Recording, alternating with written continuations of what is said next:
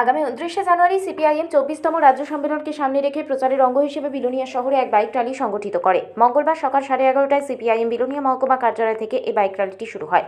Bike র্যালিটি শহরের বিভিন্ন পথ ভারতচন্দ্রনগর এলাকা পরিক্রমা করে পুনরায় সিপিএম বিভাগীয় কার্যালয়ের সামনে এসে শেষ হয়। বাইক মিছিলে ছাত্র যুবক ও সিপিআইএমের বিভিন্ন সংগঠনের কর্মীরা উপস্থিত ছিলেন।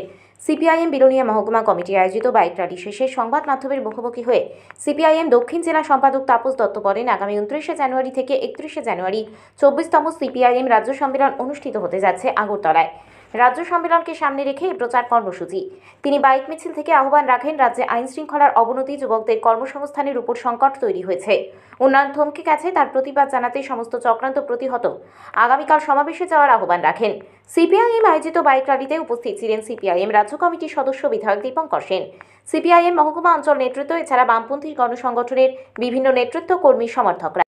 আগামীকাল 30 এবং 31 জানুয়ারি আমাদের রাজ্যে 24তম সম্মেলন অনুষ্ঠিত হবে আমাদের পার্টি। এই সম্মেলনকে সামনে রেখে সারা রাজ্যব্যাপী প্রচার প্রস্তুতি কর্মসূচি চলছে। তারই অঙ্গ হিসেবে আজকে আমরা বিলোনিয়া শহর এবং ভারতচন্দ্রনগর এলাকায় আমাদের পার্টির উদ্যোগে আমরা বাইক মিছিল সংগঠিত করি এবং এই বাইক মিছিল থেকে এই আহ্বান আমরা মানুষের কাছে রাখি, রাজ্যে যে আইন শৃঙ্খলার পরিস্থিতির অবনতি, মানুষের উপর ক্রমাগত যে অন্যায় অবিচার হচ্ছে এবং একই সঙ্গে আমরা দেখছি যে যুবকদের কর্মসংস্থানের ক্ষেত্রে যে সংকট তৈরি হয়েছে, সর্বোপরি রাজ্যে যে লুটপাটের রাজত্ব চলছে এবং উন্নয়ন থমকে গেছে, তার বিরুদ্ধে প্রতিবাদ জানাতে আগামীকাল 29 তারিখের সমাবেশে আমাদের যেতে হবে।